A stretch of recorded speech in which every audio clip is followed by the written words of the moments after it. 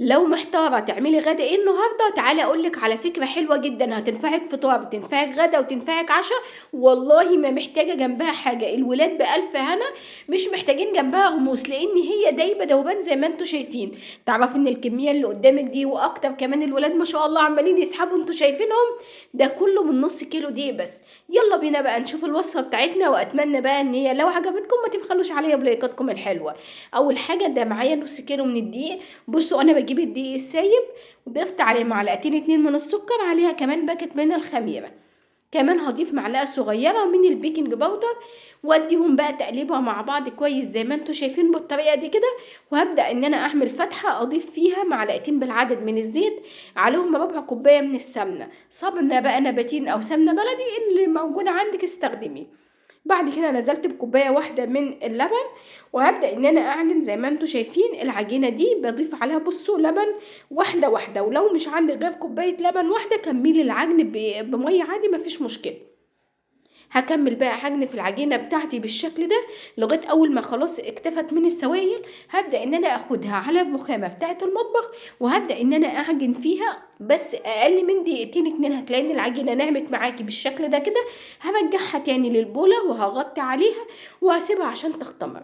انتوا عارفين احنا دلوقتي في الصيف، فبصوا العجينه مش بتاخد اي وقت خالص، اقل من 10 دقايق ولقيتها ما شاء الله زادت لازيد من الضعفين. بدات بقى ان انا اقسمها بالشكل ده. بصوا انت ممكن تكبري او تصغري الشكل اللي انتوا شفتوه في اول الفيديو. بصوا بقى الحجم اللي انا عاملاه ده هو حجم الافران بالظبط. تمام كده، طبعا صغري كبري حاجه ترجع لك. هقسمها. كانت الحجم الواحد بتاعها كان 45 جرام لو انت عاوزه تخليها كلها زي بعضها. بعد كده هبدا بقى ان انا افردها بالنشابه بايديكي. هي العجينه ما شاء الله عجينه طريه وحلوه جدا. هكملها كلها بنفس الطريقه، مش هتاخد منك اي وقت خالص. نص كيلو دي كانوا عاملين لي حوالي 29 وحده بكاكين، اللهم بارك. ريحتها بقى ما اقولكمش، مع اني ما كنتش مستخدمه سمنه بلدي، وبص والله كان ريحتها وطعمها حلو جدا. خلاص كده بعد ما خلصت كل الكميه، طبعا انا لما بنزلها كده على الشال الابيض اللي انتوا شايفينه قدامكم ده بخليها على ظهرها.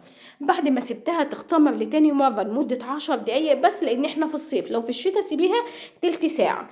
بعد كده جبت الصينيه بتاعتي دي مش مدهونه اي حاجه خالص، وبنزل بيها كده في بالبكاكين بتاعتي. في الاول بدخل الصينيه تحت على الصاجه مباشره في الفرن، والفرن بتاعي انا مخليه على درجه حراره 180.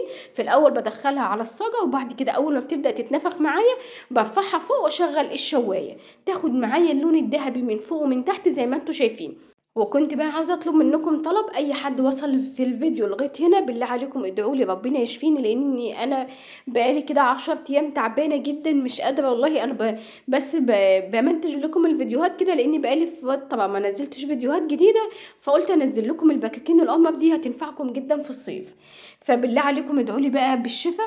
وتعالوا بقى شوفوا كمية البكاكين، اللهم بارك. 29 واحدة بنفس الحجم اللي انتوا شايفينها قدامكم دي.